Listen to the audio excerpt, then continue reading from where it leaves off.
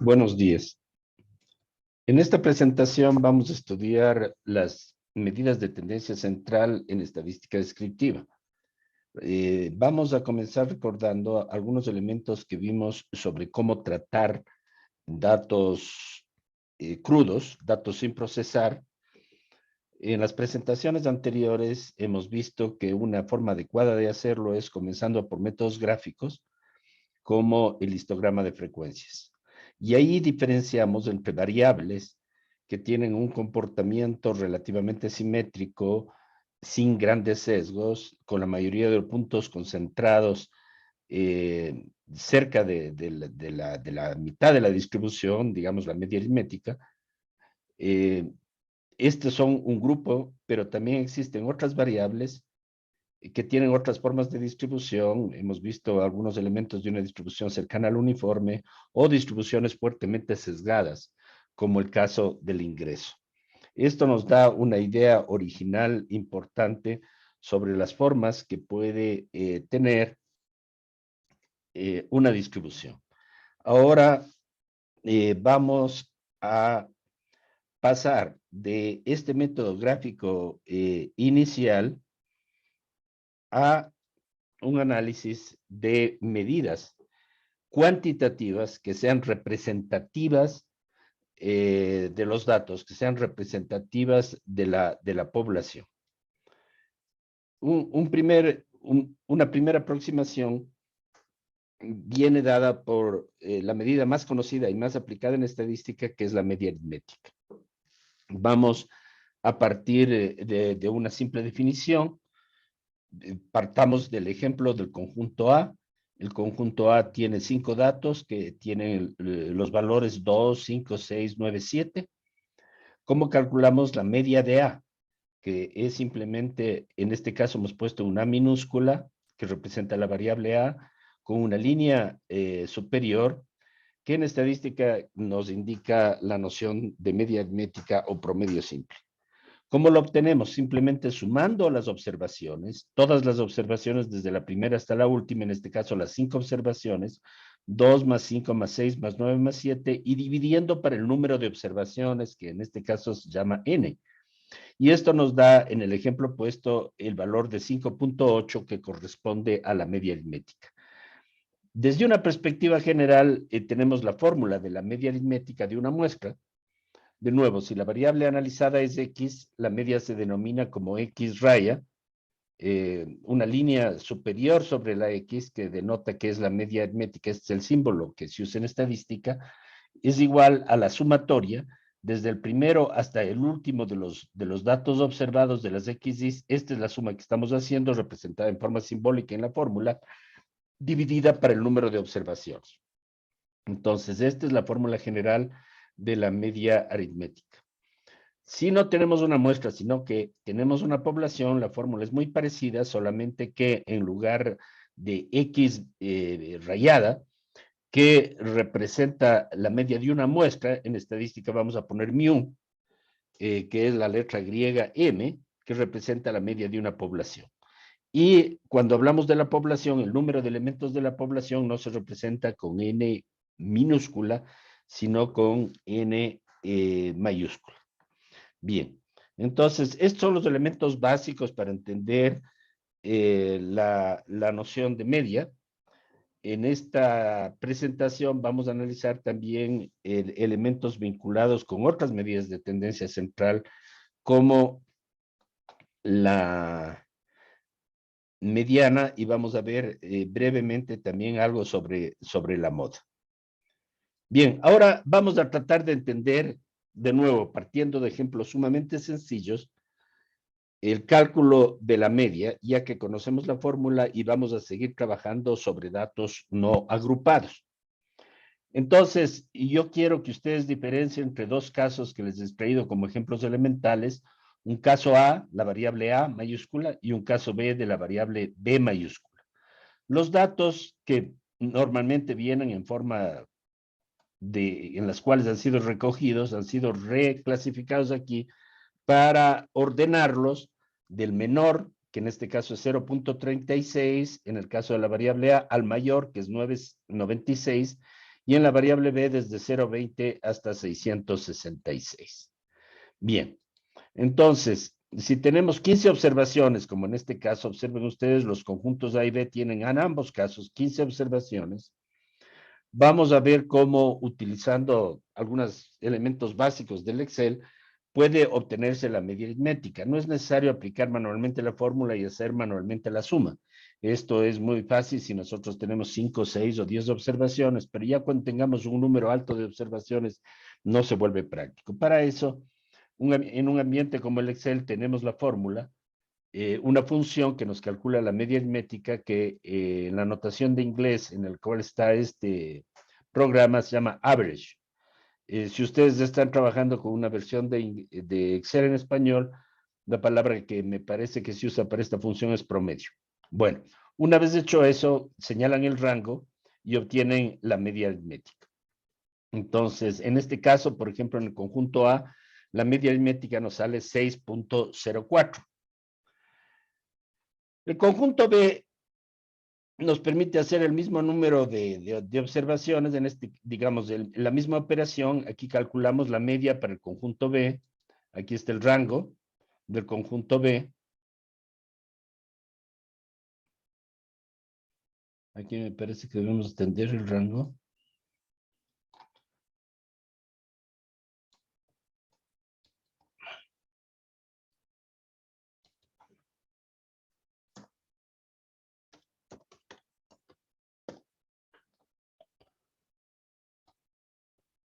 Para que cubra todos los datos. Y nos da una media de 104.28. Bien. Pero ahora vamos a analizar un poco cuidadosamente las observaciones. ¿Qué es una medida de tendencia central? Una medida de tendencia central es un valor que representa al conjunto de observaciones, un valor representativo del total. Entonces, analicemos el caso A, que pueden ser notas, por ejemplo. La mínima es 0,36 y la máxima 9,96, digamos sobre 10 puntos. Y nos dicen que la media es 6.04. Si aquí vemos las observaciones ordenadas de menor a mayor, encontramos que efectivamente 6.04 es un valor bastante representativo del conjunto. ¿Por qué?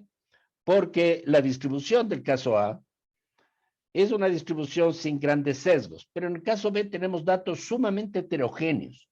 Si analizamos con más cuidado, encontramos que la mínima es 0,20, va subiendo hasta 2, 3, 5, 8, y luego pega un gran salto y toma los valores 150, 200, 500 y finalmente 666.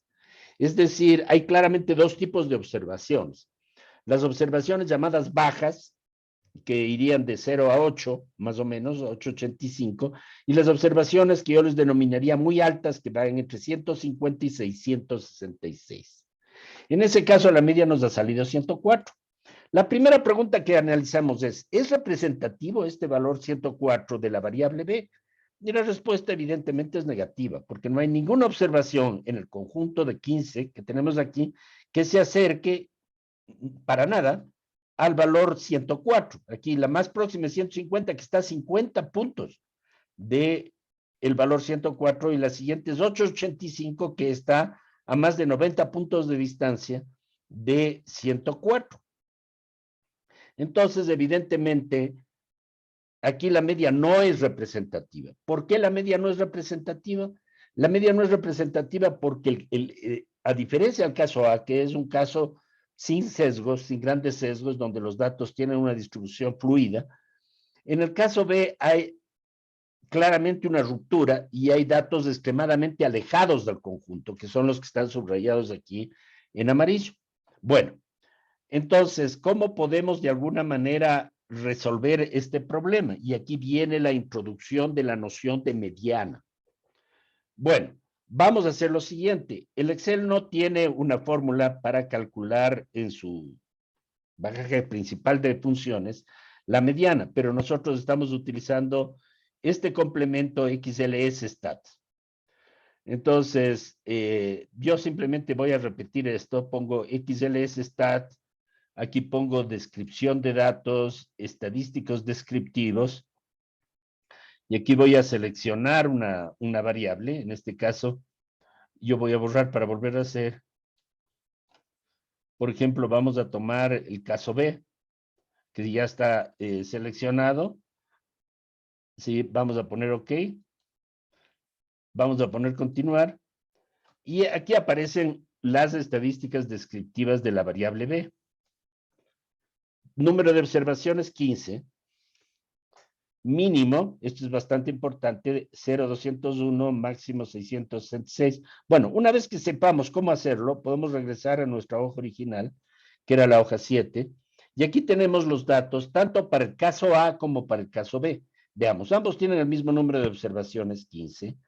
En el caso A nos ha dado el máximo y el mínimo, que es muy importante para tener una idea del rango de las observaciones. Lo de los cuartiles vamos a ver más adelante, y aquí aparece una nueva medida que se llama mediana. ¿Qué es la mediana? A ver, vamos a partir de una definición. La mediana es un valor representativo del conjunto de datos que se establece como aquella medida tal que la mitad de las observaciones tengan valores superiores a ella y la otra mitad de las observaciones tengan valores inferiores. A ver, aclaremos las cosas. Aquí tenemos 15 observaciones. ¿Cuánto es la mitad de 15? 7.5. Como esto es un número fraccionario, bajemos a 7, que es el entero más próximo. Entonces, 7 observaciones serán inferiores, en este caso a 5.26, y 7 observaciones serán superiores, una vez ordenados los datos, a 5.26. Entonces, la mediana es justamente la observación que se encuentra en el medio, de tal manera que la mitad sean mayores y la mitad sean menores. Si el número de observaciones es par, digamos, supongamos que haya 14 observaciones, hacemos el promedio entre la séptima y la octava. No hay ningún problema. Si es impar, nos queda un solo número, que es de este caso. Acá hacemos lo mismo. Los datos, recuerden, están ordenados. Entonces, la mediana del caso B es 5.99. Entonces, aquí vemos que en el caso B, la mediana es 5.59 o 5.99 y la media, ojo, en este caso es 5.66.2. Aquí hay una diferencia, probablemente se debe a que no se recogió todo el intervalo. Bueno, este es el valor verdadero de la media. La media acá, en cambio, es 104, como habíamos visto. 104.278. ¿Sí? Vean ustedes que hay una diferencia gigantesca en este caso entre la mediana y la media. Cuando hay enormes diferencias entre la mediana y la media, esto obedece al hecho de que los datos están sesgados.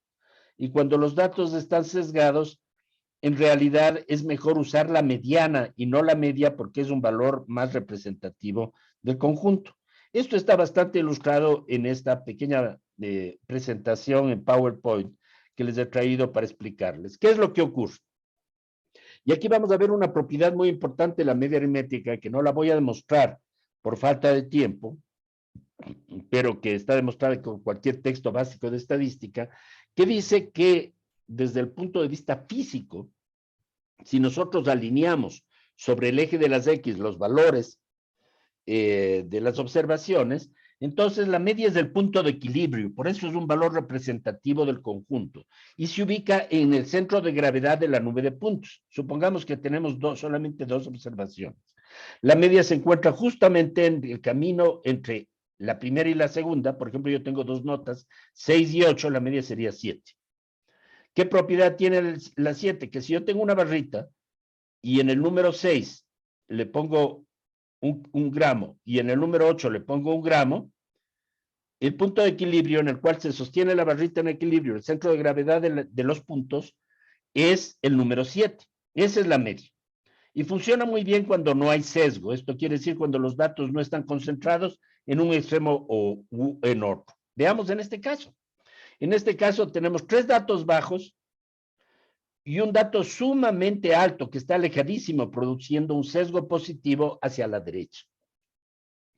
Este dato que está lejísimos de los demás, como en el ejemplo del caso B, arrastra la media y le atrae a sí mismo, entonces la media queda en un sitio completamente fuera del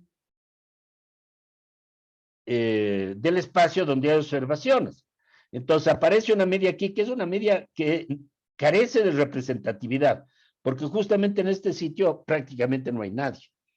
La mediana en este caso sería igual que la media, en el caso A, y en el caso B, la mediana estaría entre la segunda y la tercera, sería el promedio entre la segunda y la tercera porque hay 4 observaciones.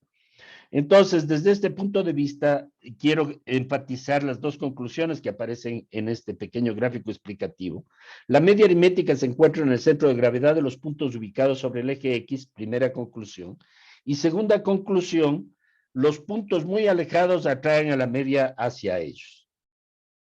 Ahora vamos a ver lo que veíamos también en la presentación anterior, el caso de una variable ya no ficticia, ya no creada artificialmente y muy sencilla para la explicación, sino una variable del mundo real. En este caso era el ingreso personal promedio por habitante de una familia, tomada de las encuestas de hogares en el Ecuador, expresado en dólares por mes. Entonces, aquí vemos claramente, como habíamos visto en la clase anterior, una distribución sesgada. ¿Qué quiere decir? Que la mayoría de los casos, la gran mayoría de los casos tienen ingresos sumamente bajos, que son estos de aquí, pero existen un grupo muy pequeño de casos en los cuales el ingreso se dispara. Aquí hemos hecho el gráfico solo hasta 3,000, pero en la encuesta hay ingresos hasta 200,000, que se encuentran sumamente lejos, aunque sean muy escasos. Entonces, esta es una variable sesgada. En SPSS hemos calculado la media y la mediana. ¿Y qué resulta? Que la media nos da 360, que tiene alguna representatividad, pero es alta, y la mediana, 282. ¿Qué significa eso? Significa que la mitad de la población del Ecuador, referida en la encuesta, tiene ingresos mensuales por persona menos de 282 y la otra mitad de la población tiene ingresos por persona más de 282. No importa que sean 5,000, 10,000 o 100,000, simplemente más de 282. Cuando hay este sesgo muy pronunciado, ven ustedes que se encuentra una diferencia importante entre la media y la mediana, y si queremos buscar un valor representativo del conjunto, es más razonable escoger la mediana. ¿Sí? Esta es la conclusión importante que podemos sacar de este gráfico. Si vamos al SPSS, vamos a recuperar el archivo que estábamos analizando en una de las presentaciones anteriores, ¿sí? Y aquí tenemos el ingreso personal, la provincia, el factor de expansión.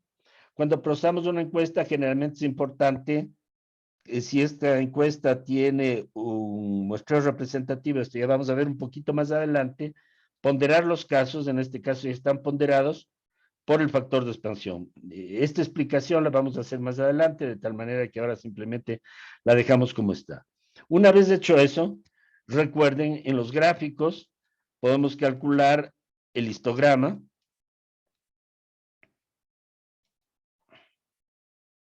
Y nos aparece lo mismo que ya veíamos hace un momento.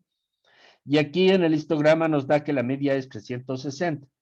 Pero también podemos poner Analyze, Reports, y aquí hay una función en el SPSS que dice Case Summaries.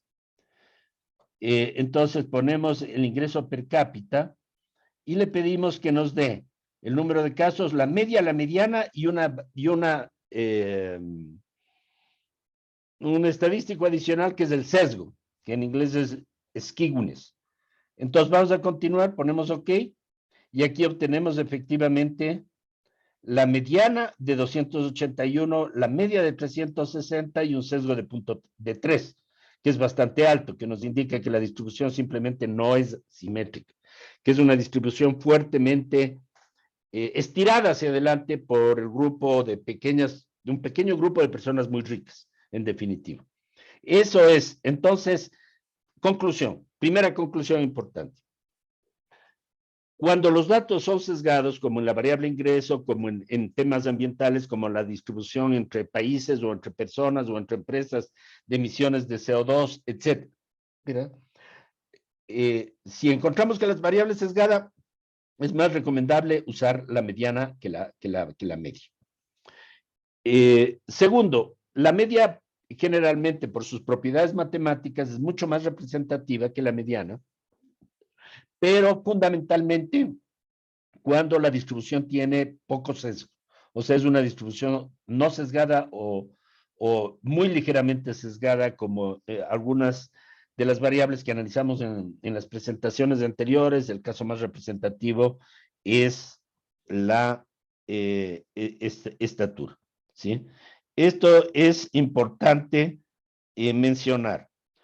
Ahora, antes de seguir adelante, quiero mencionarles que probablemente en economía internacional, la variable más importante que se ha usado tradicionalmente en el campo del desarrollo para medir las diferencias entre los países y el nivel, llamémosle, de desarrollo de un país, es el ingreso por habitante. Y aquí tenemos una base de datos que la bajé del Banco Mundial recientemente, donde están los países, en este caso ordenados del más rico al más pobre, y tenemos los valores de sus ingresos por habitante. No se ve muy bien en el gráfico, pero ustedes tienen este archivo, lo pueden observar. ¿Sí? Per cápita GDP por distintos años, en este caso, está entre 1990, el primer año, hasta el último año de la base, que fue calculado recientemente, que es el 2020. Entonces, la pregunta es, ¿por qué el Banco Mundial, tomando en cuenta los ingresos, porque esto es una variable ingreso, y casi todos los organismos internacionales, en lugar de usar la mediana en la distribución del ingreso, usa la media? Bueno, esto corresponde a una tradición. En realidad la media es poco representativa. Les voy a poner el ejemplo del Ecuador, que yo creo que es interesante. Si vemos el caso del Ecuador, el problema es que no están en orden alfabético, sino en orden de ingreso, y es un poco difícil encontrar. Pero bueno, aquí está el Ecuador. Vamos a ver su ingreso por habitante en el año, por habitante al año, en el año 2020, o sea, el año pasado, aproximadamente, y nos dice que el ingreso por nuestra población, el ingreso por habitante del Ecuador es de $10,000 al año. Les pregunto a ustedes, $10,000 al año son casi más o menos $900 al mes. ¿Creen ustedes que cada persona en el Ecuador gana en promedio $900 al mes? Vemos que en las encuestas nos daban valores mucho más bajos, como de 300 o 200. Evidentemente esta cifra no es realista. Y no es realista justamente porque está fuertemente sesgada por ser una media. Ahora, los datos comparativos a nivel internacional, pese a que este valor es poco representativo, se siguen usando así. A mí me parece en gran parte, no solamente por razones ideológicas, sino principalmente porque el cálculo de la mediana es mucho más difícil. En consecuencia, es mucho más fácil, si quieren hacer observaciones internacionales comparativas, estudiar la media. Bueno, yo quería mostrarles, ya tomando en cuenta la media de los distintos países del mundo. Esta base de datos tiene ingresos de casi todos los países del mundo. Yo les he clasificado en tres tipos. Los países avanzados, que se llaman desarrollados en el lenguaje de las teorías del desarrollo, que están representados aquí por esta línea tomate. La línea azul corresponde a los países en desarrollo, pero de ellos yo les he sacado un grupo pequeño de países que yo les llamo emergentes, que son principalmente China, India, Corea del Sur y alguno más, como Hong Kong, etc. Bueno, Macao, esos cuatro. Entonces he representado los ingresos por habitante de esos cuatro países en los últimos 30 años, desde 1990 hasta el 2020. Esto está calculado con paridad de poder adquisitiva y a precios constantes, pero son detalles técnicos que no vamos a entrar a discutir este rato. ¿Qué es lo que observamos? Y esto es sumamente interesante. Aquí está el promedio mundial. Evidentemente hay un crecimiento de la economía, no tan ni muy rápido ni muy lento. Aquí hay la crisis del 2008, aquí hay la crisis del COVID, ¿sí? Pero si observamos que esta línea azul representa a los países en desarrollo, que más o menos representan el 60% de la población mundial, y estos son los países avanzados o desarrollados, vemos que existe un gap, una brecha muy, muy grande entre los niveles de vida en los países industrializados o avanzados, que son Europa Occidental, Estados Unidos, Canadá, Japón y Australia principalmente, y el resto del mundo. Y observen ustedes, en los últimos 30 años, con la aplicación de políticas neoliberales, esta brecha no solamente se ha mantenido, sino que tiene una tendencia fuertemente ascendente. ¿Sí? Por otro lado, tenemos un caso sumamente interesante. En general, los países en desarrollo, que les he llamado yo subdesarrollados, tienen un crecimiento más bien lento. El crecimiento aquí es un poquito más rápido. En realidad, en términos ya porcentuales, es más o menos semejante. Pero aquí hay un fenómeno nuevo, muy interesante, que es una emergencia muy rápida de países como la India y China. Miren ustedes, aquí solamente tenemos los países en desarrollo que crecen despacio, y la China y la India que han tenido una expansión verdaderamente dramática, pasando de $1,000, $1,900 en el año 90 a más o menos $11,000, da casi $12,000 en la actualidad. Esto quiere decir que su ingreso ha crecido aproximadamente 10 veces, mientras que entre los países, el resto del mundo, digamos, que tiene, como les digo, la mayoría de la población mundial, la población ha ascendido solamente de 6,000 a 8,000, o cerca de 9,000. Bueno, esta es una aplicación concreta muy interesante que nos indica un ejemplo muy interesante de la comparación entre distintas medias aritméticas. Bueno, este ejemplo simplemente es un caso ilustrativo interesante que nos explica bastante bien el uso de estas medidas. Ahora vamos muy brevemente a ver qué pasa cuando tenemos la media de datos agrupados. Yo les he entregado un formulario. En ese formulario está la media de la población, y ahora venimos datos agrupados y datos ponderados. ¿Qué son los datos agrupados? Los datos agrupados nos representa, a veces no tenemos información completa sobre un conjunto de datos, simplemente vienen los datos en forma de una, digamos, no los datos individuales, sino los datos, por ejemplo, en el ejemplo que les voy a mostrar, agregados por provincias. Ya vamos a ver, por ejemplo, aquí tenemos los datos del Consejo Nacional Electoral de las últimas elecciones, y simplemente queríamos calcular los resultados en la segunda vuelta obtenidos por Lazo. Vamos a ver un momentito. Aquí vemos, solamente queremos comprobar que efectivamente el weight está bien, es un detalle técnico, y vamos a pedirle que nos dé las medias, en este caso de la votación en la segunda vuelta, el porcentaje de votos válidos de Guillermo Lazo desagregados por provincias. Entonces hacemos OK y aquí nos dan los resultados. Miren, aquí no tenemos los datos de todas las mesas, que sería larguísimo, sino de las provincias. Pero no sabemos cuántas personas votaron en cada provincia, entonces tenemos que volver a calcular esto, y le voy a pedir al SPSS que nos calcule las medias del número de votos. En este caso,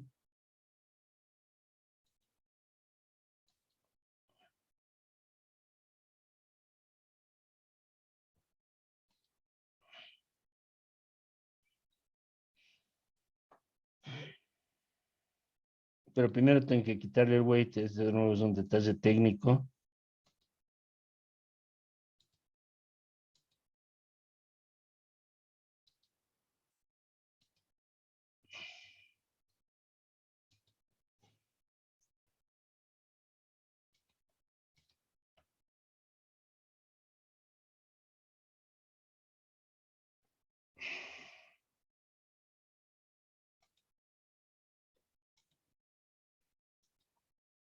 Y aquí tenemos los resultados. Entonces, yo voy a copiar esto. Voy a llevarme a...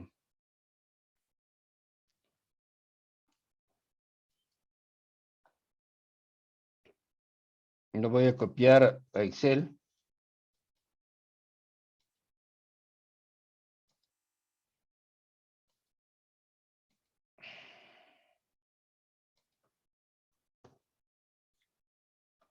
No.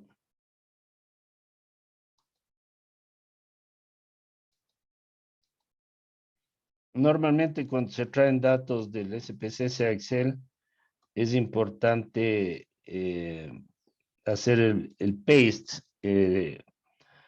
de una forma específica. Esto van a ver de nuevo también en el curso poniendo paste special text. Y aquí vamos a copiar el segundo cuadro que nos da el número de votos.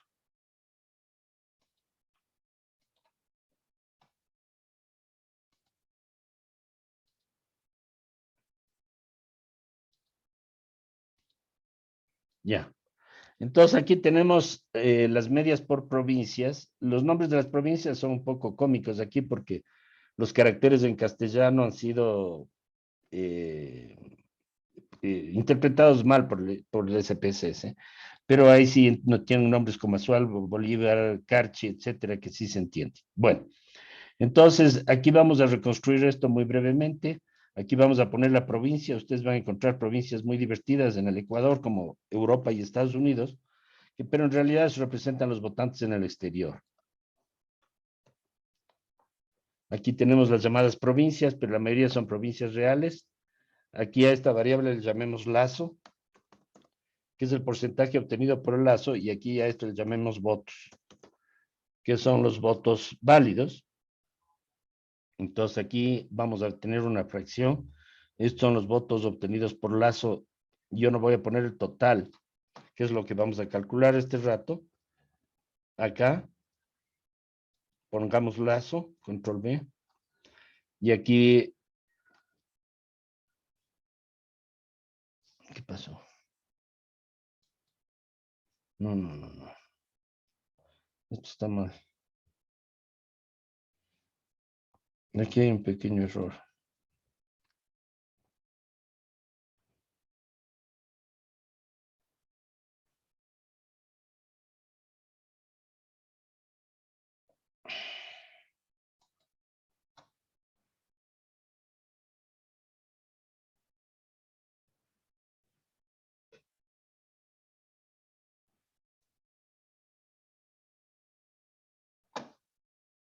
Tenemos que poner sufragantes 2.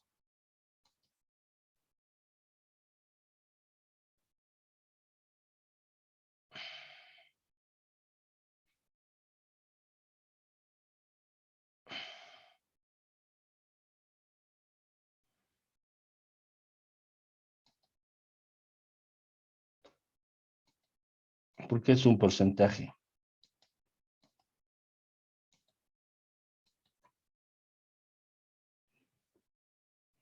De nuevo me sale un porcentaje. No, eso no está mal aquí. Ah, ya.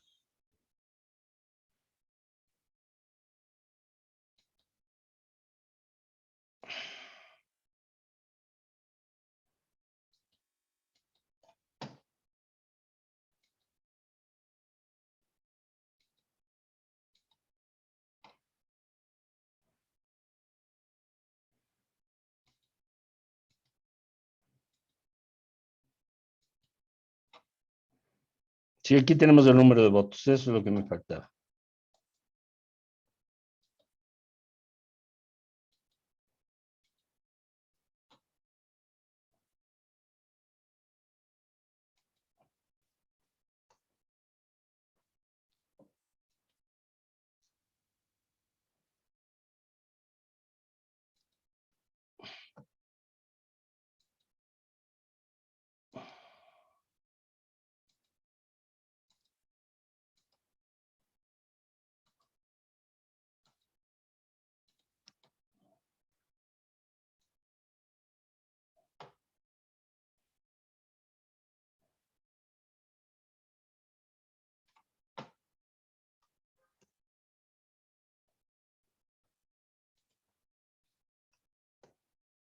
Bien, entonces, por ejemplo, aquí sabemos que el Lazo en el Azuay obtuvo el 53%.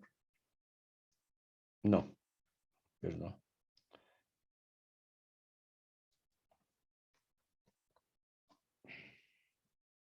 Y que había 494,000 votos. En Bolívar obtuvo el 56% y que había 146,000. O sea, esta variable de aquí nos da el porcentaje de votos a favor de Lazo y esta nos da el número total de Lazo. Si queremos saber cuántos votos obtuvo Lazo al final, entonces vamos a pasar al SPSS. Vamos a llevar, esto también se puede hacer en el Excel, pero quiero hacerlo este rato en el SPSS para ganar un poquito de tiempo. Control C. Vamos a abrir un nuevo archivo, en este caso agregado.